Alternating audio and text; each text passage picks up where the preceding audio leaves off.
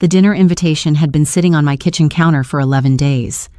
I walked past it every morning on my way to the sink, every evening on my way to bed. I didn't throw it away. I didn't respond to it either.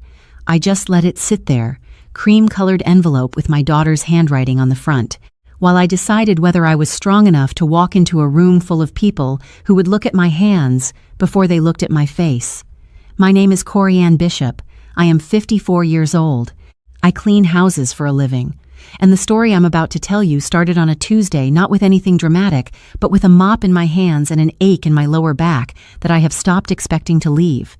I didn't know, standing in that woman's kitchen that afternoon, what I was walking into. I only know now that everything that happened afterwards started in that room. Every single thing. If you're just settling in, go ahead and drop what time it is where you are. I want to know who's up watching with me tonight. I ironed that dress twice. Not because the first press didn't take, but because my hands needed something to do. I polished my good shoes until the leather softened under my fingers. I rehearsed, in the mirror, the particular kind of stillness you learn when you've spent years being the only person in a room who didn't belong there. Not invisible, just careful. Small enough not to cause trouble.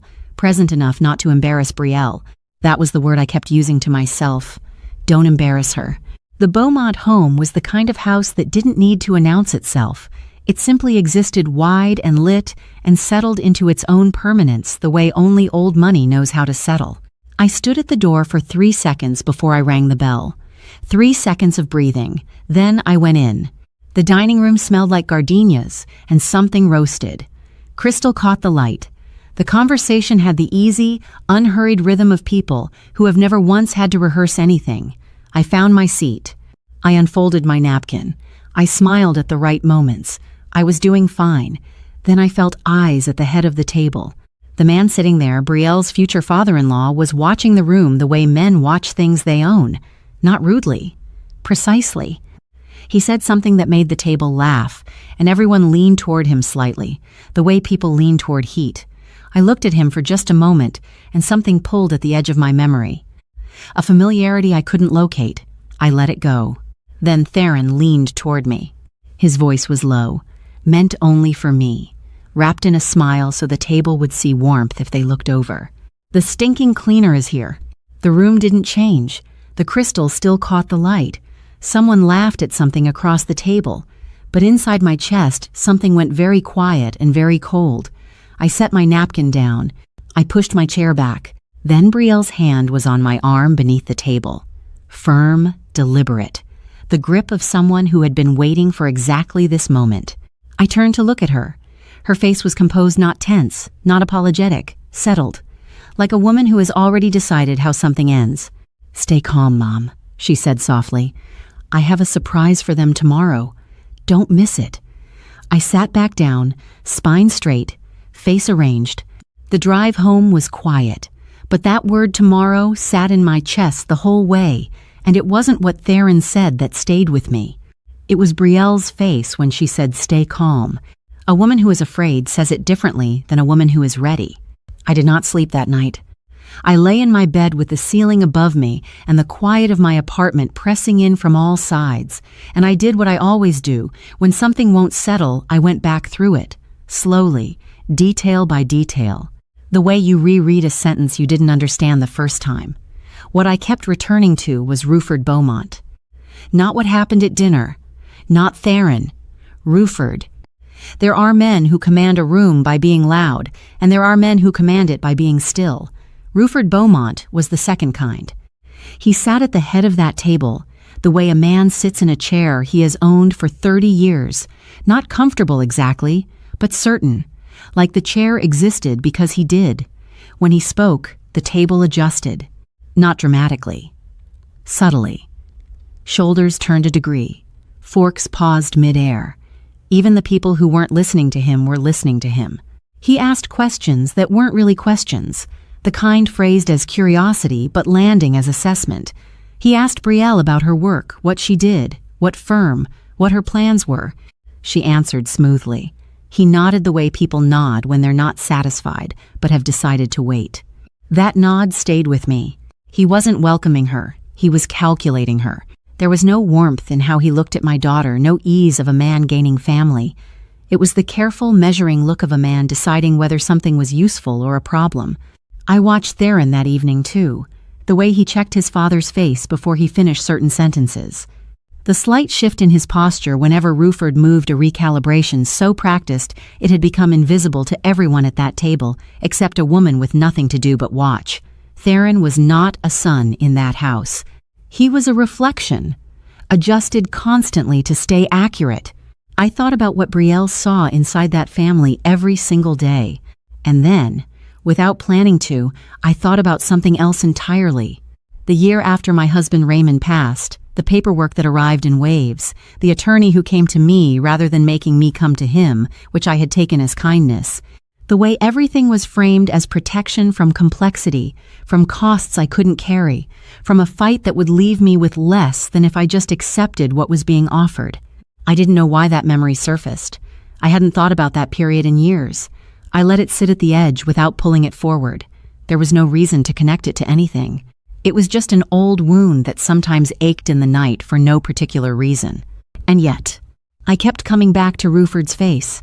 Not the face itself, I had no memory of ever meeting that man before tonight, but something about the way he occupied a room, the particular quality of his stillness, the way his eyes moved across people and surfaces with the same unhurried ownership.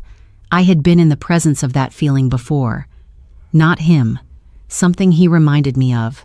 Some room, some afternoon, some version of that same sensation of being assessed without being addressed. I couldn't locate it. I went through every face I could think of. Clients, neighbors, men from my church, men Raymond knew, an attorney's office, a conference room I had sat in while someone explained paperwork to me in a voice calibrated to sound patient. I stopped on that last one. The attorney's office, the afternoon I signed the settlement documents. I had been so deep in grief that the room itself barely registered. I remembered the pen, the weight of the paper under my hand, the smell of coffee from somewhere I couldn't see. I remembered Sylvester Greer's voice. I remembered thinking I heard movement in another part of the office. A door. Footsteps that paused and didn't continue. I had thought nothing of it at the time. You don't notice doors when you are trying to hold yourself together. But lying in my bed now, 12 years later, with Ruford Beaumont's face sitting fresh in my memory that paused, set of footsteps came back to me in a way it never had before. I couldn't say it was him. I had no face to attach to those footsteps, no proof, no certainty, just the particular unease of a woman whose body remembered something her mind had filed away as unimportant. I finally closed my eyes somewhere near 4 a.m, but his face came with me into the dark, and so did that half-memory of an office I hadn't thought about in years. The two things sat beside each other without connecting, close enough to feel like something, not close enough to name. I almost had it. Then sleep took me before it could surface. The knock came at 6 a.m. Not a hesitant knock. Not the kind that apologizes for the hour. 3 deliberate strikes, and then silence. Like whoever was on the other side had already decided I was awake. I was. I had barely closed my eyes before the gray light started coming through the curtains. I pulled my robe off the chair and went to the door. And when I looked through the peephole and saw Betrayal standing in the hallway, something in my chest tightened before I even turned the lock. She was dressed, fully, not like she had rushed, like she had been up for hours. Her hair was back. Her face was calm in that specific way of hers that has always meant she is holding something still by sheer will, and she was carrying a folder. Not a bag, not her purse. A folder, the kind with the clasp on top. I opened the door and she walked past me into the kitchen without a word. She didn't sit down. She stood in the doorway between the kitchen and the hall, the same spot she used to stand as a child when she had decided something and there was no point arguing with her about it. Back straight, folder at her side. "I need you to think back," she said. "Right after Daddy died, the attorney who handled the estate, the building on Meridian that Daddy owned." She paused just briefly. "The settlement they pushed you into signing." My stomach dropped before she finished the sentence. I opened my mouth to ask how she knew about any of this. What was in that folder? why she was standing in my kitchen at 6 in the morning with that look on her face, but she raised one hand. "I'm not asking you to explain anything. I'm not here to make you feel bad about what happened." Her voice was even, measured. "I just need you to remember his name, the attorney's name." I stood there in my robe in the middle of my own kitchen and felt the floor shift slightly beneath me. I had not thought about that man in years.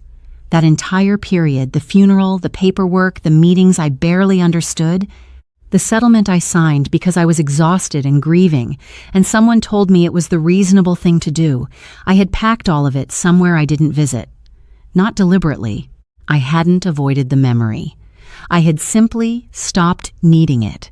The way you stop needing a road once you've already arrived somewhere else. "Brielle, how do you know about Meridian?" Her hand stayed up, but her eyes didn't flinch. "I found the estate records 3 years ago, public filings. The transfer of title is documented. I know what the building was worth when it was taken, and I know what it became afterward." She paused. "I've known for a long time, Mom. I just needed one thing from you directly. The attorney's name in your own words, from your own memory, not from a document." He stared at her. "Why?" "Because when this is over, no one will be able to say I built something on records alone. Your testimony, even informal, establishes that you were the victim of a deliberate process, that it wasn't confusion or coincidence, that a specific man came to your home and used your grief against you." Her voice stayed level. "His name, Mom. That's all I need right now." The kitchen was very quiet. The refrigerator hummed. Outside, a car moved slowly down the street. I stood there and understood, for the first time, that my daughter had not come here this morning needing information. She had come needing a witness. I said his name, out loud, in my own kitchen, for the first time since the day I signed those papers and shook his hand and told myself it was over. Sylvester Greer. The moment it left my mouth, I watched something move behind Brielle's eyes. It wasn't surprise. It wasn't relief. It was the particular stillness of a person who has just heard confirmed what they already knew. The difference between a question being asked and a question being answered. She nodded once, slowly. Then she set the folder on the counter between us. "Sit down, Mom," she said quietly. "I'm going to need a few minutes of your time." I sat.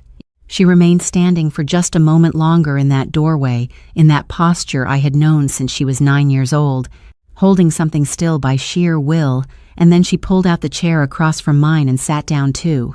And that was when I understood she hadn't come here this morning to find out anything. She already knew. She had known for 3 years. She just needed to hear me say it. To hear my voice carry the name out of the past and into the present, where it could finally be used. Brielle left the folder on the counter and told me she would be back that evening. She didn't explain anything else. She just said, "Read through what's in there and try to remember what you can." Then she picked up her keys and walked out, and I stood in my kitchen in my robe, listening to the sound of her footsteps going down the hall. I stood there for a long time before I touched it. Raymond died on a Wednesday, February. The kind of cold that sits in your bones and doesn't negotiate. He was 51 years old, and he had never been seriously sick a day in his life, and then he was gone in the space of an afternoon, and the world kept moving in that indifferent way it has of moving when yours has completely stopped. The grief was physical. That is the thing people don't tell you. The house sounded different, not quieter exactly, but hollowed out, like a room where the furniture has been removed, and the walls don't know what to do with the echo. I kept buying too much food for weeks. My hands would reach for 2 of something before my mind caught up. My body forgot he was gone over and over again, every single morning, and the remembering was always fresh. Sylvester Greer came to me 3 weeks after the funeral. He called first, said he understood this was a difficult time and he didn't want to add to my burden, which was why he'd prefer to come to me rather than ask me to come downtown. I remember thinking how considerate that was. I remember feeling grateful. He was patient, soft-spoken. He brought paperwork in neat stacks and walked me through each section with the calm of a man who had done this many times. When I asked questions, he answered them thoroughly, so thoroughly that I ended up more confused than before I asked, and somehow that felt like my own failure rather than his design. Raymond's building on Meridian. 15 years he saved for that property. Worked weekends maintaining it himself. I used to drive past on Saturdays and see his truck parked out front. It wasn't large. It wasn't glamorous. But it was his, and it was ours. And it was real in the way that only things you've sacrificed for are real. Sylvester told me there were complications with the title. Leon's Raymond hadn't disclosed, not out of deception, he said carefully, but possibly out of not fully understanding his own exposure. He told me fighting it would cost more than the building was worth. He presented a settlement, a narrow window, take it now or risk losing everything in a process that could drag on for years. I was 51 days past burying my husband. I was not sleeping. I was not eating correctly. I was trying to figure out how to exist inside a life that had been built for 2 people and now only had 1. I signed. I remember the pen, the weight of the document under my hand. I didn't read it. He told me it was standard language, and I believed him because I needed to believe something was standard. I remember the cash. Not enough to change anything, just enough to feel like a conclusion. He shook my hand and said Raymond would have wanted me to move forward. I believed that too. Now I sat at my kitchen table with those same documents spread open in front of me, reading them for the first time with eyes that weren't buried in grief. Brielle had not brought originals. She had brought copies clean, organized, flagged with small yellow tabs at the sections she needed me to see. I would learn later that she had obtained them through a combination of public estate records and the civil rights property attorney she had been working with quietly for years. At the time, I didn't ask. I just read. The language was standard, mostly, but something on the last page made me slow down. Below my signature, below Sylvester's, there was a third line. A witness signature. The name written there was one I had never seen before. Louvenia Tate. Someone who had been present officially, on paper, in ink, for the signing of a document that determined the rest of my life. I turned that name over in my mind. Louvenia Tate. I had no face for it, no memory of a third person in that room. Sylvester had come alone, or so I believed. I had been so focused on keeping myself composed, on following each page as he turned it, on not letting my hands shake in front of a stranger, that I would not have noticed if someone had been standing quietly to the side, or in an adjoining room, close enough to witness, far enough to stay invisible. I set the page down and looked at that name for a long time. Whoever Louvenia Tate was, she had signed her name to the worst afternoon of my adult life. She had been there. She knew what happened in that room. And somewhere out there, she had been carrying that knowledge ever since. Brielle came back at 7 that evening. She didn't knock the way she had that morning. She used her key, the one I gave her 3 years ago for emergencies, and walked straight to the kitchen where I was still sitting at the table with those documents spread in front of me. She looked at them. Then she looked at me. She didn't ask how I was feeling. She pulled out the chair across from mine and sat down. She set 3 things on the table between us. A photograph, a document, and a single printed page that looked like a business registration form. She didn't explain any of them. She just pushed the registration page toward me and said, "Start with that one. Do you recognize the company name?" I read it. I didn't recognize it. A holding company. The kind of name that sounds like nothing and means nothing unless you know what to look for. "Now look at the registered owner," Brielle said. I looked. Ruford Beaumont. I knew that name now. 24 hours ago, I had sat across a dinner table from the man it belonged to and watched him hold a room like he owned it. I had watched him assess my daughter with the eyes of a man calculating risk. I had driven home with his face sitting strangely in my memory and with the ghost of a half-remembered afternoon in an attorney's office, footsteps pausing somewhere I couldn't see, a door that never opened. Now I understood why that memory had surfaced. But what stopped my breathing was not seeing his name. It was understanding what his name was doing on this document. I looked at the registration date. Filed 8 months after Raymond's funeral. I looked at the line that listed the company's primary asset. A property on Meridian Street. I didn't need her to tell me the address. I already knew it. I had driven past that building 100 times. I had watched Raymond park his truck in front of it on Saturday mornings. I knew the number on that door the way I knew my own hands. I picked up the photograph. It was the building, Raymond's building. Same bones, same corner, same windows, but the signage on the front was different now. Someone else's name where his should have been. Someone else's brand on something he built with 15 years of sacrifice. My hands were very still. I noticed that. I set the photograph down and looked at the third document. The language at the top was formal, but the words were plain enough. Undisclosed referral agreement. 2 signatures at the bottom. I recognized the first one immediately. Sylvester Greer. The second name I now knew from a dinner table. I looked up at Brielle. "How did you get this?" She had been waiting for that question.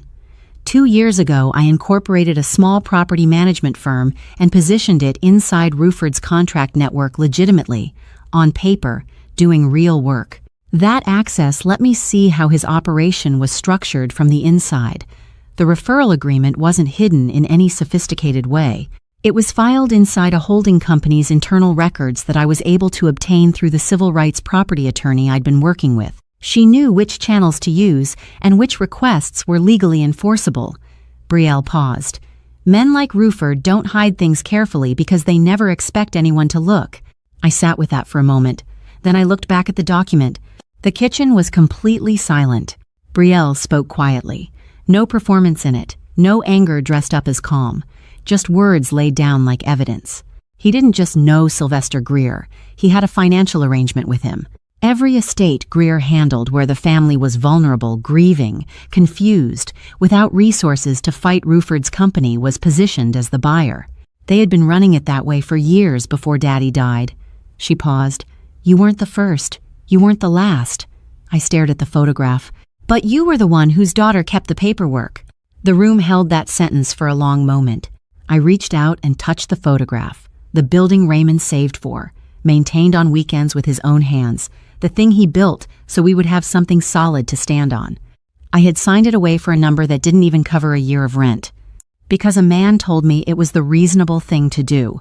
Because another man had been sitting in a back room of that office waiting for me to finish. "How many others?" I asked. Brielle reached into her bag and opened her laptop. I waited until the laptop was closed before I asked her. Brielle had shown me enough for one evening, enough that my mind was still sorting through it, still trying to hold the shape of what I was looking at. She closed the screen and sat back, and the kitchen went quiet again, and I looked at my daughter across the table and asked the thing I had been holding since the moment she walked in that morning. "Did you love him?" She didn't answer right away. She looked at her hands for a moment. Then she looked at me. I didn't rush her. "I found his father's name before I ever found him," she said. "Years before."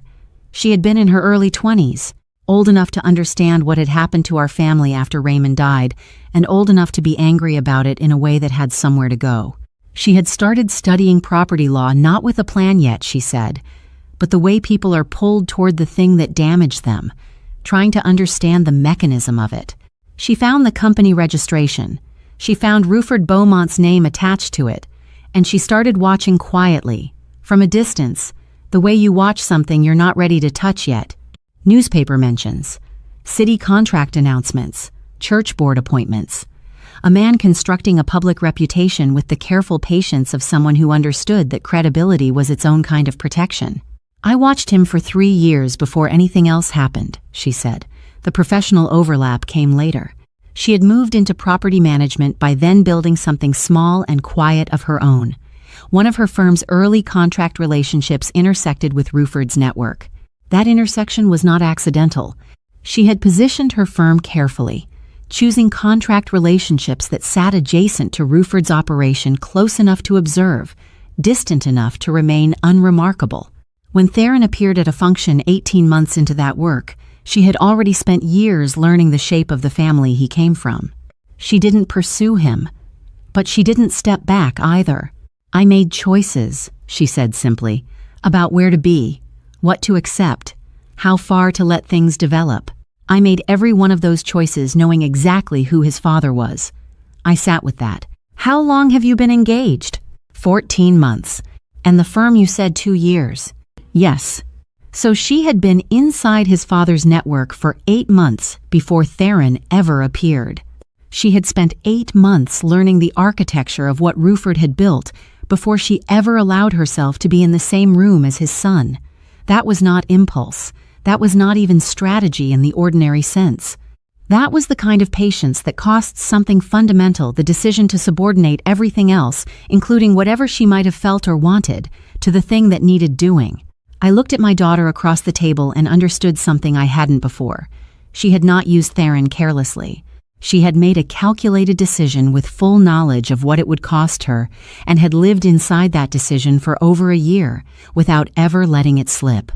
Were you ever cruel to him? No. Did you manufacture something that wasn't there? She was quiet for a moment.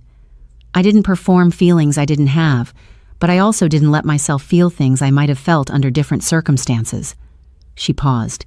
That's not the same as cruelty, but it's not clean either. I appreciated that she didn't dress it up.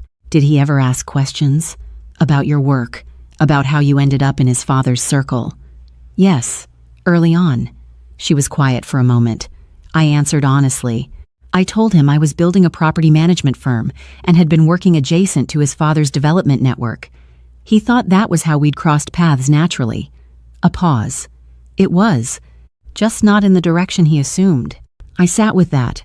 Then she said the thing I needed to hear, even though I hadn't known I needed it. He's not an innocent man, Mom. Theron knew enough about how his father operated to benefit from it without ever asking what was underneath. That's its own kind of knowing. It's not the same as what Ruford did, but it's not nothing. I didn't condemn her. I didn't tell her she'd done the right thing either. Those were not mine to give. What I felt was something more complicated than either the particular weight of watching your child carry something enormous and understanding for the first time how long they carried it alone. 14 months of Sunday phone calls. 14 months of sitting across from her at holiday tables and hearing about her work and her life, and none of it, not one word, had indicated that she was living inside something this large. She had protected me from the weight of it, carried it entirely herself, kept our conversations ordinary and warm while underneath them she was doing something that required every resource she had. I didn't know whether to be grateful or devastated by that. What did you find? I said, once you were inside. She reached for the laptop again. Then she paused. 2 years ago, I incorporated the property management firm. Small, legitimate, real contracts, real work, real relationships. I needed it to be genuine because Ruford's people would have noticed anything that wasn't. She opened the screen. What I found once I was inside is easier to show you than explain. She turned the laptop toward me. The screen showed a list of properties. Meridian Street was third from the top. There were 11 others below it. I counted them slowly. 12 properties in total. 12 addresses. 12 families who had, at some point, owned something real, something sacrificed for and maintained and passed down as the solid thing you leave behind and had it taken from them by the same patient, practiced method. I looked up at Brielle. She was watching me with the expression of someone who has known a thing for a long time and has finally been able to share the weight of it. All of them? I asked. All of them, she said. She didn't rush it. Brielle walked me through it the way you explain something to a person who needs to understand it fully, not just accept it, but see every joint and seam of it. She started at the beginning and she didn't skip anything. The building on Meridian was acquired 8 months after Raymond's funeral. At the time, and this is the part that sat in my chest like a stone, its actual market value was nearly 3 times what the settlement paid me. Not slightly more. Nearly 3 times. I had signed away something worth 3 times what I received because a man told me I was lucky to get what I was getting. But the money wasn't even the point, not the main point. Within 18 months of acquiring that building, Ruford Beaumont used it as collateral to secure his first major city development contract. The building Raymond saved for over 15 years, maintained on weekends, protected, real, became the instrument that launched Ruford's public career. That contract was delivered on time. It was publicly praised. It became the credential he used to pursue a seat on the city's development board. And the board seat was where it became something else entirely. Board members get advance visibility on zoning decisions, Brielle said, before anything is announced publicly, before any competitor can position. His company was consistently first in line for development opportunities in areas that were about to become valuable. She said it without heat, just the facts of it laid flat. That's not coincidence over 7 years. That's access. She mentioned another family, a man named Delroy Chambers, older, widowed, a building on the east side, acquired through Sylvester Greer under circumstances nearly identical to ours. Same framing, same pressure, same narrow window, same outcome, different address, same method. That acquisition happened 14 months after Raymond's building. Same 3-year window, same attorney, same buyer. Delroy Chambers has a daughter, Brielle said. Her name is Patricia. She didn't say more than that. Not yet. The church leadership position came later, a community-facing role in the same neighborhoods where Ruford was operating. Elder board, outreach committee chair, the kind of moral authority that makes a man untouchable in certain conversations. People don't question what they have decided to trust. It's an elegant system, Brielle said, and she said it without admiration, without contempt, just the precise word for what it was. Community trust, political access, financial instruments, all of it built on a foundation that was never clean, and because each layer looked legitimate from the outside, each layer protected the one beneath it. I listened until she stopped. Then I said the thing that had been forming in my chest the whole time she was talking. So it was never just us. Brielle shook her head slowly. We were the beginning, but we're also the ones with the paperwork. I sat with that for a moment. What Raymond built was taken to build something else, and what was built on top of it was taken to build something further still, layer on layer, each one looking like success to anyone who didn't know where to dig. And my daughter had been digging for years. I looked at her across the table, this woman I raised in a 2-bedroom apartment after everything was taken from us, and understood something I hadn't understood before. What she had built wasn't a plan for revenge. It was documentation of a system. And documentation of a system is a different thing entirely. So what do we do with it? I asked. Brielle leaned back in her chair. 8 months, I said. You've been doing this for 8 months. Brielle nodded. Longer if you count the years before I had anything actionable, but the package itself, 8 months. I had been expecting her to say lawsuit. I had been bracing for it, the years it would take, the money we didn't have, the way powerful men with good attorneys could delay and exhaust and outlast people like us until we gave up or ran out. I had already begun calculating how much fight we had left in us, but that wasn't what she said. I talked to a civil rights property attorney early on, Brielle said. Her name is Henrietta Odom. She helped me understand 2 things. First, certain fraud claims carry what's called a discovery-based statute of limitations, meaning the clock doesn't necessarily start when the fraud happened. It starts when the victim could reasonably have discovered it. Because this was designed to be invisible, we may not be as time-barred as they would want us to believe. I filed that away. Second, even a strong case can take years. Years they can afford and we can't. So I built something that doesn't need a courtroom to start working. She got up from the table and came back with a box. Inside were 7 envelopes, identical, sealed, each one labeled in her neat handwriting. She set them in a row on the table between us. I looked at them for a moment before she said anything else. 7 envelopes, the same size, the same weight, sitting in a row on my kitchen table like something that had already been decided. She had spent 8 months assembling the same complete file, documented, sourced, verified, into 7 identical packages. The building fraud, the referral arrangement between Sylvester Greer and Ruford Beaumont, the contract irregularities that followed, the board position built on manufactured credibility, the pattern across multiple estate acquisitions, including the Chambers family, establishing that this was method and not accident. Why not go to the police? I asked. Or the district attorney? Brielle didn't dismiss the question. Henrietta and I looked at that early on. Criminal fraud at this level, especially across a timeline this long, requires a level of prosecutorial interest that isn't guaranteed. These cases get deprioritized, delayed. And the moment you file a criminal complaint, the targets know exactly what you have and exactly how to build a wall around it. She paused. We needed everything moving at once before anyone had a chance to respond. The Federal Housing Channel carries its own enforcement authority. That's the route with teeth. The other 6 packages are the pressure that makes sure no one looks away. I understood that. I didn't love it, but I understood it. And there was something else in each package. A voluntary written statement from a woman who had worked as a junior paralegal at Sylvester Greer's firm during the years in question. Brielle had found her name in an old office directory. Spent months verifying where she was before making contact. Approached her carefully, with no pressure, no promises.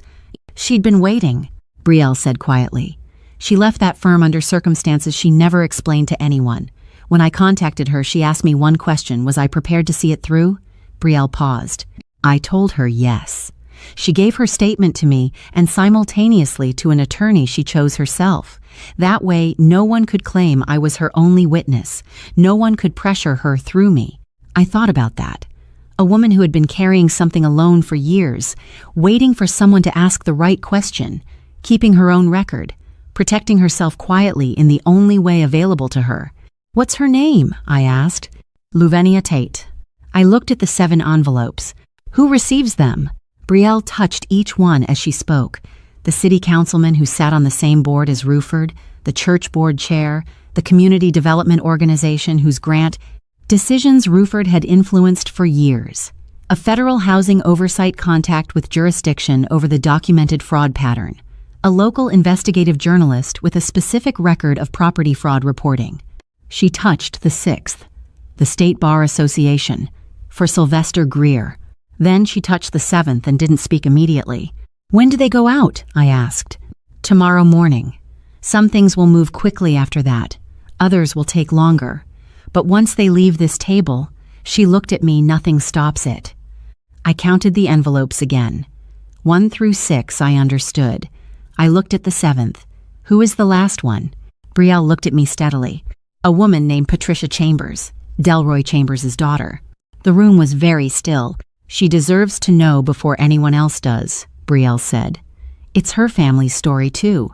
And if she decides to act on what's in that envelope, her own attorney, her own process, entirely separate from ours, that becomes a second front they have to manage simultaneously. We didn't coordinate with her. We don't need to. The truth in that envelope will do what truth does when it finally reaches the right person. I looked at that 7th envelope for a long time. All these years I thought this was our wound alone, our loss, our shame to carry quietly. The thing you don't discuss at church or at the fence with a neighbor because grief is private and loss is private, and the humiliation of being outmaneuvered while you were still raw from burying someone, that most of all is private. It never was. There was another woman out there who had been carrying the same weight under a different name, another family, another building. Another Saturday morning that stopped happening when a man with patience and paperwork decided their sacrifice was useful to him. Brielle had found her, and tomorrow morning she would know she wasn't alone either. Neither of us said I should leave. It wasn't discussed. The evening just moved the way evenings move when neither person is ready to be alone with what they're carrying gradually, quietly, without announcement. Brielle got up at some point and started moving around her kitchen, and I sat at the counter and watched her, and that was enough of a decision for both of us. She made rice. Simple. The kind that requires you to pay attention to heat and water and timing small specific things that give your hands something to do when your mind needs a rest. I cut okra the way my mother taught me, the way I taught her, and we stood in that kitchen together without talking much, and it was the most normal I had felt in 2 days. We ate at the counter. Neither of us moved the folders and envelopes from the table. They stayed where they were, that row of 7 sealed envelopes, patient and final, and we simply didn't eat there. Some things you leave alone when you've already decided. Afterward, we sat in the living room. She turned on the television. Something was on, I couldn't tell you what. My eyes were on the screen, and my mind was somewhere else entirely, and I don't believe Brielle was watching either. But the sound of it filled the room, and that was what mattered. At some point, she looked over at me. There's something I need to tell you, she said, about what happens tomorrow after they go out. I waited. Some of the recipients will move quickly. The journalist already has follow-up questions. She reached out to confirm receipt 2 hours after I sent the advance copy. The federal housing contact is expecting the full package. Brielle set her phone face down on her knee. But Ruford has people too. When he starts to understand the shape of what's coming, there may be pressure. On you, on your clients, on anyone connected to us. She paused. I need you to know that, and not be caught off guard by it. I looked at her. What kind of pressure? Phone calls, questions, someone showing up at a door with a polite face asking polite questions. Men like Ruford don't panic openly. They apply pressure quietly and wait to see what moves. She met my eyes. Nothing that is coming will work. Henrietta has already structured our position so that any interference becomes additional evidence. But I need you to know it may happen. I sat with that for a moment. All right, I said. She nodded once. Then she picked up her phone again, and the conversation closed the way Betrayal closes things completely, without residue, moving on to what's next, because what was just said has been received and filed, and there is no use in circling it. That was the moment I understood something about her I hadn't understood before. Not the strategy, not the years of preparation, something smaller and more essential than that. She had told me because she needed me prepared, not because she needed me reassured. She was not managing me. She was including me, treating me as someone capable of hearing a hard thing and remaining steady. After years of being the one who protected her from worry, from difficulty, from the full weight of what our life actually cost, my daughter had decided I was strong enough to stand beside her rather than behind her. I didn't say any of that. I just sat with it. Late in the evening, I looked at her again. She was sitting with her legs tucked under her, phone in her hand, reading something with the particular focused stillness she has had since she was about 9 years old. The stillness of a child who learned early that the inside of your own mind was a place you could control when nothing outside of it was. I saw two women. The one I raised, the girl who used to stand in doorways when she decided something, who called every Sunday without fail, who sent money sometimes and never asked me to acknowledge where it came from. That woman I knew. And then the other one, the one who had been sitting underneath all of it for years, building something in the hours I didn't see, carrying something in the silence between our weekly phone calls that I had no idea was there. That woman I was only now meeting. I thought about what that kind of sustained focus costs a person. The things you can't be fully present for when you're keeping something this large alive underneath your ordinary life. The relationships that don't quite develop, the moments you can't fully inhabit. I wondered what Betrayal had set aside, what she had let pass without allowing herself to reach for it. I didn't ask. The asking wasn't what tonight was for. What I felt sitting there wasn't pride, though. Pride was in it somewhere. It was closer to a grief I hadn't expected. The grief of a mother understanding that her child carried alone something she should never have had to carry alone. And underneath that grief, steady and certain, something that felt like awe. She had done what I didn't know needed doing, for both of us, for the Chambers family, for every name on that list I hadn't seen yet. She showed me to the guest room just before midnight. Small, neat, a made-up bed with the pillows arranged the way you arrange things for someone you expected might need them someday. I didn't say anything about that. I just went to sleep. I slept deeper than I had in years. No restlessness, no waking, nothing.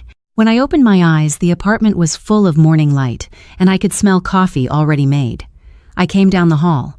The table was clear. No folders, no documents.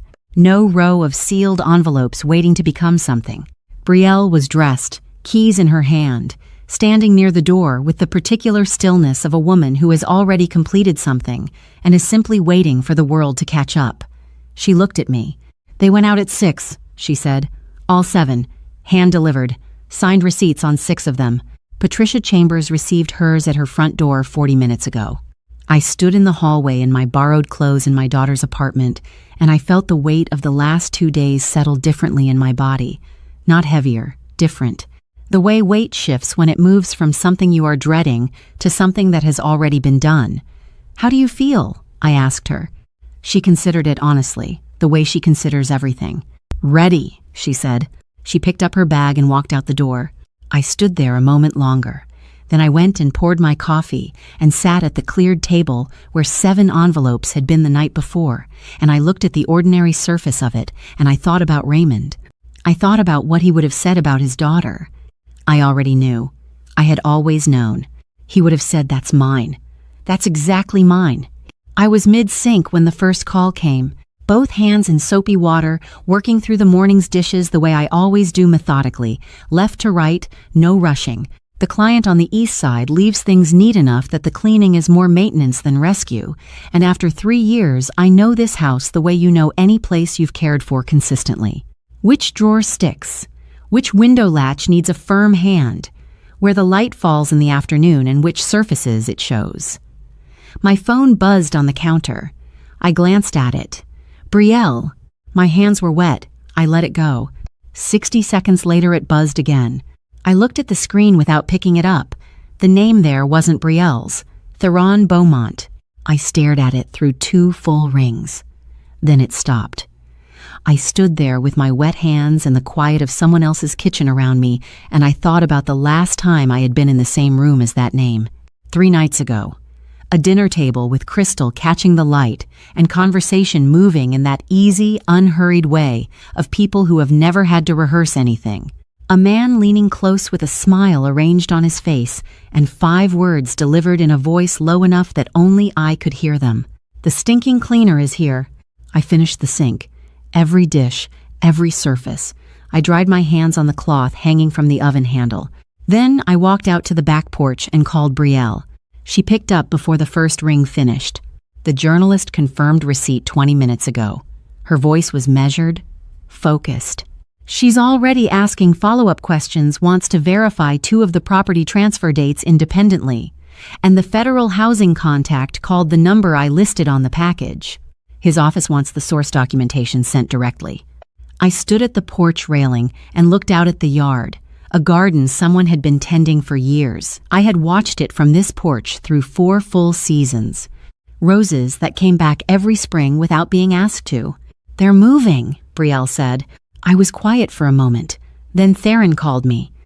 A pause on her end, brief. He called me too. I didn't answer. Another pause. He knows something is shifting. He just doesn't know the shape of it yet. What triggered it? The packages only went out this morning. His father, Brielle said. Ruford has people who monitor certain channels, journalist contacts, city hall relationships, people who flag when questions start being asked. Something moved on his radar early this morning, and he would have gone straight to Theron. A pause. He wouldn't tell Theron what specifically. Men like Ruford don't explain, they mobilize. So Theron is making calls trying to understand what his father is reacting to without being told why. I thought about that. A son trained his whole life to recalibrate around his father's moods, now being sent out to gather information he hadn't been given the full picture to interpret. Theron calling me and calling Brielle and reaching nobody, trying to find the edges of something he couldn't yet see the shape of. What I felt in that moment was not triumph. It wasn't relief either. It was something quieter than both, and more permanent, the specific weight that comes with the irreversible. Not regret. I want to be clear about that, but the recognition that some things, once set in motion, do not come back, and that even when they are right, especially when they are right, they carry a gravity that celebration cannot quite hold. I went back inside. I finished the house the way I always finish. Every room, every surface, the same attention I bring, regardless of what is happening in my own life. That discipline was never about the work. It was about being someone who completes what she starts. I folded the cleaning cloths and stacked them the way I always stack them. I left the client's kitchen the way she likes it. I locked the door behind me. Driving home, I didn't plan to go down Meridian Street, but my hands turned the wheel before my mind made the decision. I slowed. The building sat on the corner the way it always had. Same bones, same windows, same width of doorway Raymond had measured twice before he bought it. The signage was someone else's now, but the structure beneath it was his. I could still see what it was. I had always been able to see what it was. No transfer document, and no other man's name on the front, had ever changed the bones of the thing Raymond chose and paid for and maintained with his own hands on Saturday mornings. I sat there for a moment longer than I usually did. Then I drove home. There was a voicemail notification on my screen when I parked. Theron. Left while I was on the porch with Brielle. I sat in the car and listened to it once. His voice was careful, measured in the way of someone who has been taught to present composed surfaces, regardless of what is underneath. He said he had been trying to reach Brielle and hadn't been able to connect. He said he hoped I was well. He said, and this was the part I listened to twice, that he understood there may have been some misunderstanding at the dinner, and that he hoped we could speak when the time was right. A misunderstanding. 5 words whispered across a dinner table with a smile on his face, so the room would see warmth. And now, 3 days later, it was a misunderstanding. I set my phone on the passenger seat and looked out at the street. He didn't sound angry. He didn't sound like the man who had delivered those words with the easy confidence of someone who has never once been held accountable for what he says to women he considers beneath him.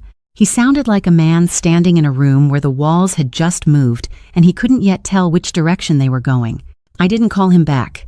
I went inside and made tea and sat at my kitchen table and thought about Brielle at 6 years old, standing in a doorway with her back straight and her mind already made up, and how that little girl had grown into the woman who had spent years making sure that this specific afternoon would arrive. The walls were moving, Theron. They had been moving for years. You just hadn't been watching. It didn't arrive the way I expected. I think somewhere in the back of my mind I had imagined something sudden, a confrontation, a public unraveling in real time, the kind of collapse you can point to and say, there, that was the moment. But that is not how it came. It came in pieces. The way weather comes before a storm, pressure shifts, small signals, the air changing in ways you feel before you can explain. The first thing I saw was the article. I was at a client's house on the north side, wiping down the kitchen counters, when I caught a headline on the small television mounted under the cabinet. I stopped moving. I set down the cloth and stood in the middle of someone else's kitchen, and I watched. The journalist had done exactly what Brielle said she would do. She didn't accuse, she documented, she asked. She placed Ruford Beaumont's first major city contract alongside the circumstances of the property acquisition that made it possible, and she let the dates speak for what dates speak for when they are arranged correctly. She named the holding company, she named the building on Meridian Street, she named the estate attorney who handled the acquisition. She did not name me, but I was in every sentence. The segment ended. The next story began. The anchor moved on the way anchors do smoothly, without ceremony, and the kitchen around me looked exactly the same as it had 3 minutes before. Same counters, same light, same hum of the refrigerator. Everything was different. I finished the house. I had to. I moved through each room the way I always move, methodically, completely. No surface skipped, but my mind was somewhere else entirely, and I think some part of me needed the discipline of the work to keep my hands from shaking. By the end of that week, the church board had requested a meeting with Ruford that he had not been told to expect and had not scheduled himself. I learned that from Brielle, who said it briefly, without elaboration, the way she had been delivering information to me all week. Measured, one piece at a time. But this one landed differently because I knew what it meant for a man like Ruford Beaumont to be summoned rather than invited. That had never happened to him before. I was certain of it. Then Brielle told me something else. Ruford had arrived at that church meeting with 2 attorneys. He sat across from the board with legal representation at a table where he had previously sat as a leader. The meeting lasted 40 minutes. He left without speaking to anyone in the hallway. A woman who had known him for 15 years held the door open for him on his way out, and he walked through it without making eye contact. That detail, that one small detail, sat in my chest for the rest of the day. The city councilman's office issued a statement. 2 sentences. Institutional language so carefully constructed, it said nothing on the surface, and everything underneath the kind of formal distance that powerful men issue when they need the record to show they moved before they were pushed. The community development organization began what they called an internal review, grant decisions, contract recommendations, board influence over the past several years, quiet, procedural. The kind of process that looks administrative until you understand what it is actually examining. None of it was catastrophic on its own. I understood that. Each thing individually could be managed, explained, weathered. But Brielle had not sent one thing. She had sent 7, simultaneously, to 7 different points of pressure. And the design of it was that no single response could address all of them at once. The foundation was cracking from every side at the same time. I was taking my bins in from the curb one morning when the woman 2 doors down stopped on the sidewalk. We had exchanged pleasantries for 2 years, nothing deeper than the weather and the occasional borrowed item. She mentioned the article, said she'd seen it shared in one of the neighborhood groups she followed online, shook her head slowly. "It's something, isn't it?" she said. "The way these men build themselves up for so long, on other people's backs, and everybody just lets them." I looked at her. She had no idea who I was in this story. No idea that the woman standing at her fence in house shoes had a daughter who had spent years making sure that article existed. No idea that the building on Meridian Street the journalist mentioned had belonged to my husband.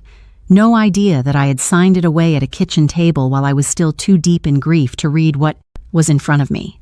"Yes," I said, "it really is something." She moved on. I went inside. I sat down at my kitchen table and I let myself feel it for exactly 5 minutes. Not triumph, not relief. Something older and heavier than either the particular weight of watching something true finally become visible to people who had no reason to look for it before now. The world had been carrying this man on its shoulders for years, trusting him, deferring to him, printing his name in church programs and city announcements and neighborhood newsletters. And now the same world was reading a different set of facts about the same man, and quietly, without drama, beginning to set him down. 5 minutes. Then I got up and made tea. That evening, Brielle called. She told me that Sylvester Greer had attempted to reach Ruford Beaumont twice that day. Ruford hadn't answered. Then Greer had called the number listed for Brielle's civil rights attorney not to provide information, to ask questions, to test the temperature of what was coming, to find out how much was known and how far it had already traveled. The attorney had called Brielle immediately after. "What did she say?" I asked. Brielle's voice was steady. She said he's scared. A beat. "Scared men make mistakes, Mom." I thought about Ruford Beaumont sitting in that church meeting with 2 attorneys beside him and not one person in that hallway willing to meet his eyes on the way out. He had spent decades being the kind of man that rooms adjusted for. Those rooms were done adjusting. Brielle called me that evening and told me he had come to her apartment. She didn't lead with it.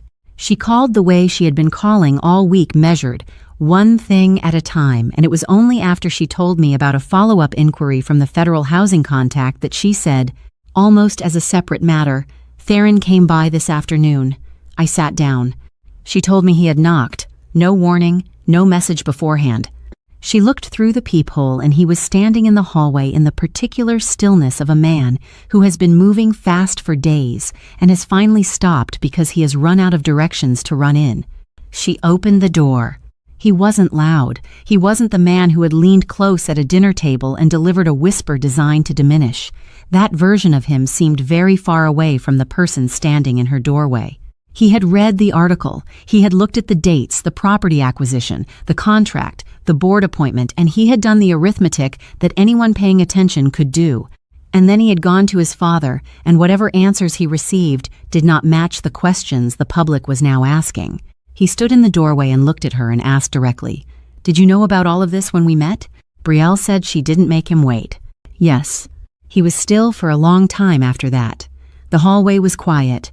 She didn't move from the doorway, and he didn't move from where he was standing, and the space between them held everything that had been true this whole time, and never spoken. Then he asked the question underneath the first one, "Was any of it real?" Brielle told me she answered him the way the question deserved, without cruelty and without softening. "I saw something in you that I wished had more room to grow, but I couldn't let that stop what needed to happen." She paused. "And you knew enough about how your father operated to benefit from it without ever asking what was underneath. That's not the same as being him, but it's not innocence either."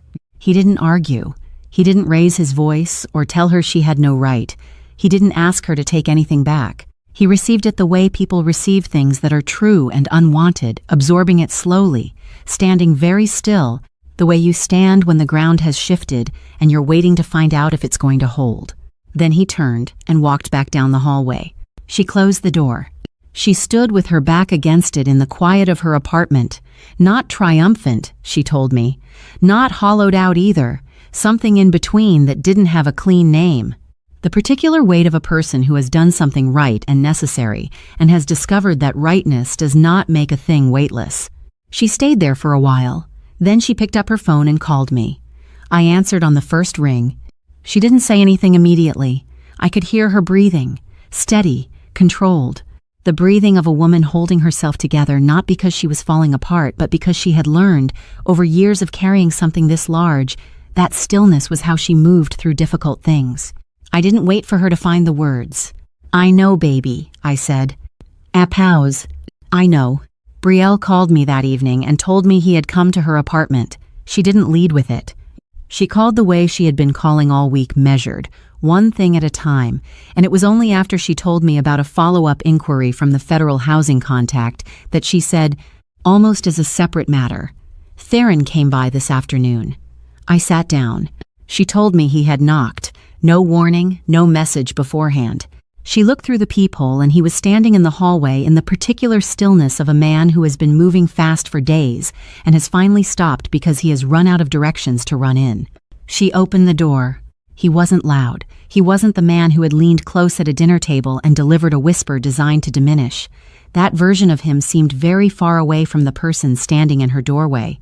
He had read the article. He had looked at the dates, the property acquisition, the contract, the board appointment, and he had done the arithmetic that anyone paying attention could do. And then he had gone to his father, and whatever answers he received did not match the questions the public was now asking. He stood in the doorway and looked at her and asked directly, "Did you know about all of this when we met?" Brielle said she didn't make him wait. Yes. He was still for a long time after that. The hallway was quiet. She didn't move from the doorway, and he didn't move from where he was standing, and the space between them held everything that had been true this whole time and never spoken. Then he asked the question underneath the first one, "Was any of it real?" Brielle told me she answered him the way the question deserved, without cruelty and without softening. "I saw something in you that I wished had more room to grow, but I couldn't let that stop what needed to happen." She paused. "And you knew enough about how your father operated to benefit from it without ever asking what was underneath. That's not the same as being him, but it's not innocence either." He didn't argue. He didn't raise his voice or tell her she had no right. He didn't ask her to take anything back. He received it the way people receive things that are true and unwanted, absorbing it slowly, standing very still, the way you stand when the ground has shifted and you're waiting to find out if it's going to hold. Then he said one more thing, quietly, not as a defense, more like a man setting something down that he had been holding too long. "I didn't know about your grandfather's building. I want you to know that. I didn't know it was connected to your family." Brielle told me she believed him, not because it absolved him, it didn't, but because it had the particular sound of something true, the kind of truth that doesn't help a person the way they hoped it would. She looked at him for a moment, then she said, "Not knowing was a choice too, Theron. You had every opportunity to ask what was underneath. You chose the comfort of not asking." A pause. "That's what I mean when I say it's not innocence." He received that too, without argument, without deflection. Then he turned and walked back down the hallway. She closed the door. She stood with her back against it, in the quiet of her apartment. Not triumphant, she told me. Not hollowed out either. Something in between that didn't have a clean name. The particular weight of a person who has done something right and necessary and has discovered that rightness does not make a thing weightless. I thought about what was coming for him. Not from us, we had not targeted Theron specifically. But consequence doesn't require targeting. When a structure falls, everything built on top of it falls too. The professional relationships that existed because of his father's name, the doors that had opened because of his father's access, the version of himself he had been allowed to be because someone else was handling the parts he preferred not to examine. All of that was already shifting. He would feel it in the coming weeks in ways he couldn't yet name. Calls that went to voicemail, meetings that were quietly rescheduled. His own name in an article that mentioned his father's, the connection drawn without accusation but present on the page permanently. He had walked into Brielle's hallway looking for something absolution perhaps, or confrontation, or simply the answer to a question he couldn't stop asking. He walked out with none of those things. Just the truth, delivered cleanly, with nothing added and nothing removed. That was more than his father had ever given anyone. She stayed there for a while. Then she picked up her phone and called me. I answered on the first ring. She didn't say anything immediately. I could hear her breathing, steady, controlled. The breathing of a woman holding herself together not because she was falling apart, but because she had learned, over years of carrying something this large, that stillness was how she moved through difficult things. I didn't wait for her to find the words. "I know, baby," I said. A pause, long enough to mean something. "I keep thinking about whether I could have done it differently," she said. "Whether there was a version of this where fewer people got hurt." I thought about that honestly. The way she deserved. "Maybe," I said, "but I don't think the people who deserve not to get hurt are the ones who got hurt." Another pause. "No," she said quietly. "I don't think so either." The line stayed open between us for a while after that, neither of us in a hurry to end it. Just a mother and her daughter on either end of a phone, sitting in the particular silence that follows the completion of something enormous, not celebrating, not grieving, just breathing through the stillness of what comes after. "I know, baby," I said again, softer. And that was enough. Brielle had told me about her earlier, the woman she found in an old office directory, the one she spent months watching from a distance before she ever made contact. I had listened and understood the outline of it. But it wasn't until the state bar inquiry moved the way it moved that I understood what Brielle had actually done in finding her. Her name was Louvenia Tate. She had worked as a junior paralegal at Sylvester Greer's firm during the years that mattered. She had been present for things she was never supposed to be asked about. And when she left that firm abruptly, under circumstances she had never explained to anyone, she had taken something with her that she may not have fully understood the value of at the time. A personal record. Dated entries. Specific. Her own handwriting in a notebook she had kept and never discarded. I asked Brielle once why she kept it. Why a young paralegal in a firm that could have destroyed her career would hold on to something that dangerous for that many years. Brielle was quiet for a moment before she answered. Louvenia told me she kept it because she was afraid. Not of them, not exactly. Afraid that someday someone would try to make her complicit in something she had only witnessed. She wanted a record that said, "I saw this, I documented it, I did not participate." It was self-protection. A pause. She didn't know it would become evidence. She just knew she needed proof that she had known what she knew. That landed in me in a particular way. A young woman, early in her career, sitting alone somewhere writing down dates and times and names in a notebook because the room she worked in had taught her that silence could be used against you. Protecting herself the only way she knew how, not knowing that years later that notebook would walk into a state bar proceeding and change everything. Brielle found her name on a directory from that period and spent the better part of 3 months verifying where she was before she ever reached out. When she did, she approached carefully, no pressure, no promises, no urgency, just a woman asking another woman whether she was willing to speak about something she had carried for a long time. Louvenia Tate had been waiting, Brielle told me, for someone to ask the right question. Her statement to the state bar was specific in ways that the written referral agreement alone could not be. It described conversations she had been present for between Sylvester Greer and Ruford Beaumont, conversations that established the arrangement as deliberate and ongoing, not incidental.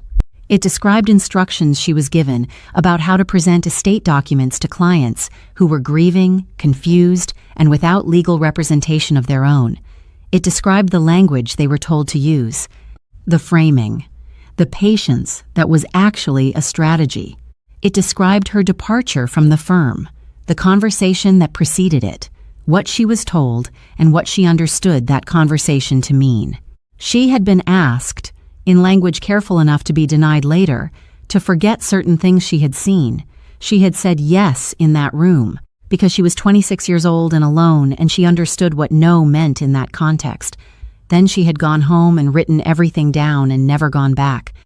But the detail that shifted everything, the one that moved Sylvester's situation from inquiry to formal complaint faster than even Henrietta had anticipated, was a single entry in Louvenia's personal record. Ruford Beaumont had been present at one of the estate signings, not as a disclosed party, not in any official capacity. Present in a back office of that firm on the afternoon, a grieving widow signed documents she didn't fully understand, while the man who would receive the primary benefit of those documents waited in a room she didn't know existed. That entry had a date. It had a time. It had his name written in Lavinia Tate's handwriting on the afternoon it happened. I read that when Betrayal shared it with me, and I sat very still for a long time. I thought about the memory, that half-formed sense of familiarity when I looked at Ruford Beaumont's face. The feeling I couldn't locate, the memory of an attorney's office, a pen in my hand, and somewhere in another part of that building footsteps that paused and didn't continue. He had been there, 20 feet away, maybe less, while I signed away everything Raymond had built. While Sylvester Greer sat across from me with his patient voice and his neat stacks of paper and his careful language about what Raymond would have wanted, Ruford Beaumont had been in that building waiting for me to finish. My body had registered something that afternoon that my grief-fogged mind couldn't process. And then 12 years later, I had sat across a dinner table from that same man and felt the echo of it without being able to name it. Because you don't forget a presence like that, not entirely. Not even when you don't know what you're remembering. I thought about Sylvester Greer, the patience of him, the way he came to my home rather than asking me to come downtown, the way he told me Raymond would have wanted me to move forward. I had held that sentence for years, had used it, even when the grief was bad, had told myself it was true. He was in a room now with people whose questions he could not answer cleanly, holding paperwork that bore his name in ways he had apparently trusted the years to make invisible. The years had not cooperated. Henrietta called Betrayal 2 days after the statement was formally submitted. Betrayal called me immediately after. Sylvester's legal team reached out to Henrietta, she said. They indicated he may be open to a broader discussion. I didn't know exactly what that meant in legal terms. I told her so. It means, Betrayal said, that a man who spent years telling grieving widows to accept what they were offered has decided he would like to negotiate. I let that sit for a moment. And Patricia Chambers? I asked. Her attorney filed independently last week. Separate case, separate channel, but the overlap in evidence is significant. Ruford's legal team is now looking at 2 simultaneous proceedings with documented patterns that corroborate each other. Betrayal paused. The 7th envelope worked exactly the way it was supposed to. I sat with that for a long moment. 2 women, 2 families, 2 buildings on 2 different streets, and 1 man who had believed, for more than a decade, that the people he had taken from were too small and too scattered and too buried in their own survival to ever find each other. He had been wrong about that. He had been wrong about all of it. I had been cleaning Carol's house for 5 years. That is not her real name. She never asked me to use it, and I never offered mine beyond what was necessary, but that is what I called her in my mind, Carol. A woman in her late 60s who left lunch in the refrigerator every time without fail, covered in foil with a handwritten note on top that said something like, "Help yourself, take your time." A woman who looked at me when I arrived and when I left. Not through me, at me. That distinction matters more than people who have never needed to notice it would understand. I knew this house the way you know any place you have cared for consistently over years, which floorboard announced itself underfoot, which bathroom faucet needed a firm quarter-turn past where it seemed to stop, which window in the upstairs hallway let in the kind of afternoon light that showed every smear on the glass if you weren't thorough, and I was always thorough. I was cleaning the upstairs bathroom when my phone lit up on the edge of the sink. Betrayal. I peeled off one glove and answered. Her voice had that quality it gets when she is carrying something large and keeping it level by concentration alone, even, careful, each word placed deliberately. The State Bar moved Sylvester's case to formal proceedings this morning, she said. Henrietta got the confirmation an hour ago. I was quiet, and the Civil Rights Property case, the Federal Housing Channel Ruford's legal team, contacted Henrietta yesterday. A brief pause. They're requesting early settlement discussions. I sat down on the edge of the bathtub. They don't want to settle, Betrayal said. That's not what this is. This is them understanding that the evidence is documented, publicly surfaced, and already in the hands of people they cannot pressure or slow down. Fighting it openly means every detail becomes part of a public record. Their credibility, what's left of it, doesn't survive that. Another pause. They are not built for the open. I thought about Ruford Beaumont at the head of that dinner table. The ease of him, the way the room adjusted when he spoke. A man so accustomed to operating without scrutiny that scrutiny itself had become the thing he could not withstand. I thought about Theron leaning close at that same table, the smile he arranged on his face so the room would see warmth, while he whispered something designed to make me feel small.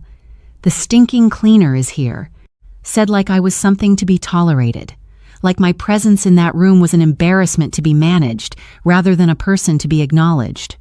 I had walked into that dinner with my dress ironed twice and my good shoes polished and my face arranged into the particular stillness you learn after years of being the only person in a room who didn't belong. I had done everything right, and it still hadn't been enough for them. It had been enough for Betrayal. That was the only thing that mattered. "Okay," I said. "Just that, okay." I put my glove back on, and I finished the bathroom. Every surface. The mirror, the basin, the floor around the base of the toilet that people always miss, and I never do. I went downstairs and finished the kitchen, then the living room, then the small study off the hallway that only takes 10 minutes but deserves the same attention as everything else. I was wiping down the baseboards in the hallway when my phone buzzed again, a follow-up from Betrayal, a single line of text. Ruford's business partner formally withdrew from their joint development contract this morning, filed the paperwork himself, didn't wait to be asked. I read it twice, then I set the phone face down and finished the baseboards. When a man's own partners start filing paperwork before they are asked to, it means the calculation has already been made. It means the people who benefited from standing beside him have looked at what is coming and decided the distance between them needs to be documented. That is not loyalty leaving, that is survival. And survival moving that fast means the walls are not just cracking anymore. They are coming down. I folded the cleaning cloths the way I always fold them, thirds, then thirds again, stacked by size.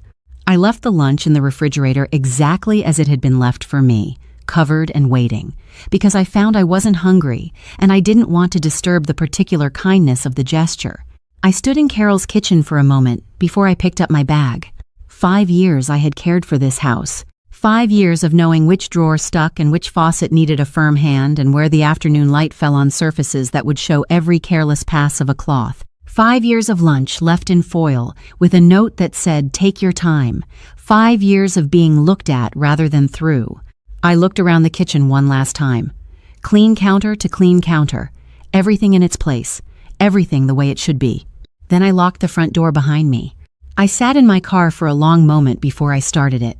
The street was quiet, ordinary, the kind of afternoon that doesn't announce itself as anything other than what it appears to be. Then I drove. And without deciding to, my hands took me down Meridian Street. I slowed at the corner.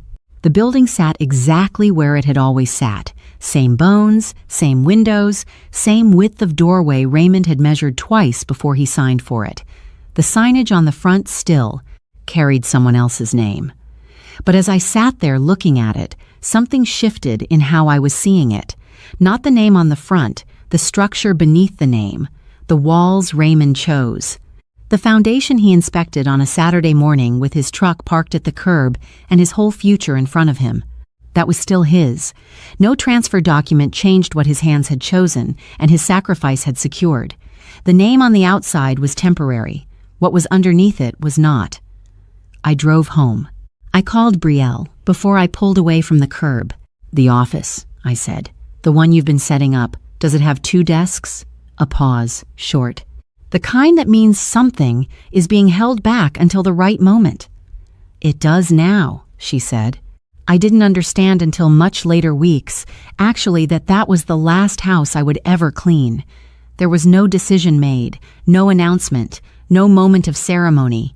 I didn't know it when I locked that door or when I drove down Meridian Street or when I pulled into my own parking space and sat in the quiet of my car.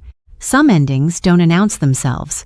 You only recognize them when you turn around and look back at where you were standing and understand finally that you were always worth more than the work they watched you do. 6 months is not a long time, but it is long enough for certain things to become permanent. Ruford Beaumont's city board seat was gone by the 3rd month. The language used was the language institutions always use when they need a forced exit to look like a dignified 1 words about transition, about shifting priorities, about his valuable contributions over the years. Anyone who didn't know what had happened would have read it as retirement. The people who mattered read it correctly. His church leadership position dissolved in the same month. No public statement from the congregation. No announcement.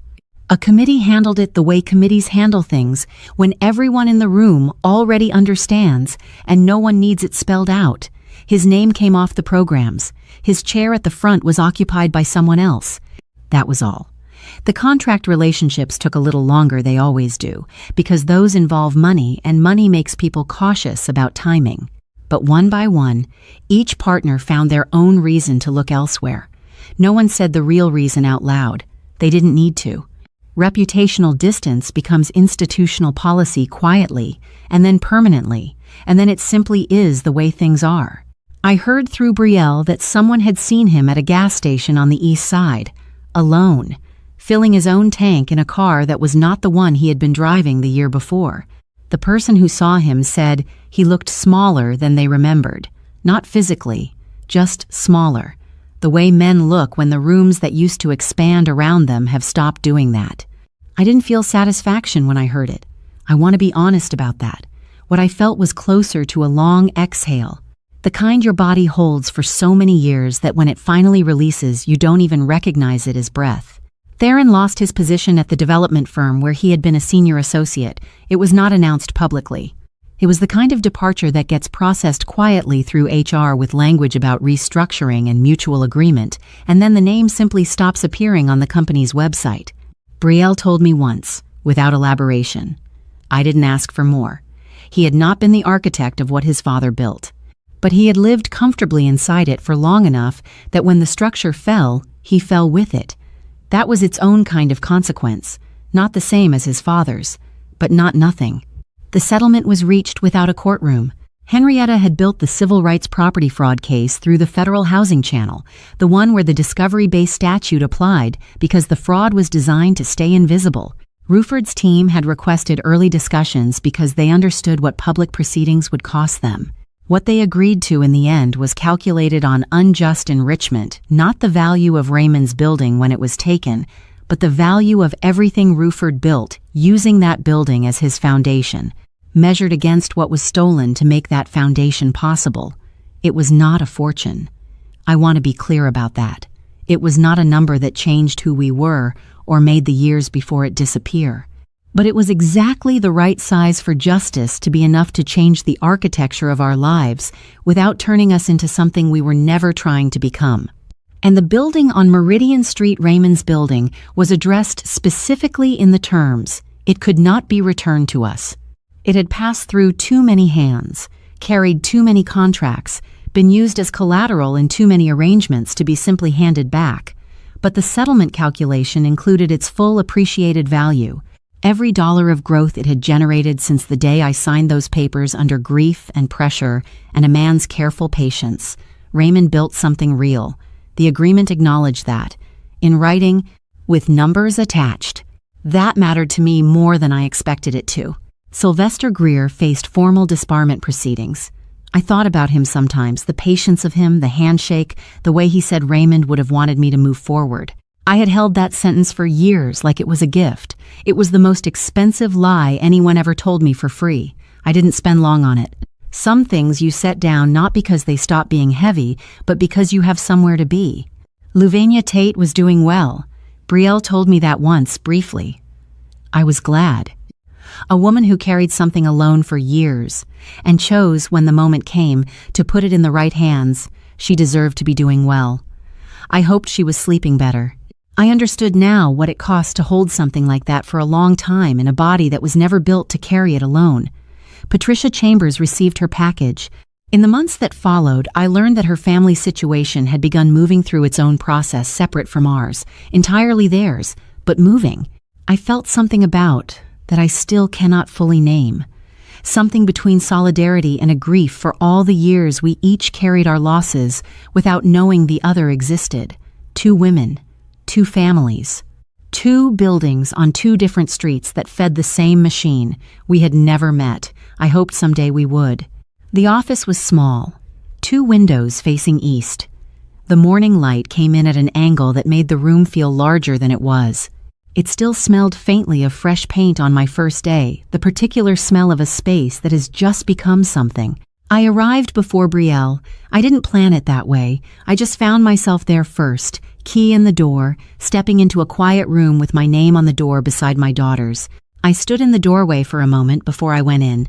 I thought about the engagement dinner, the iron dress, the polished shoes, the 3 seconds of breathing before I rang the bell. The way I had rehearsed my stillness in the mirror, small enough not to cause trouble, present enough not to embarrass Brielle.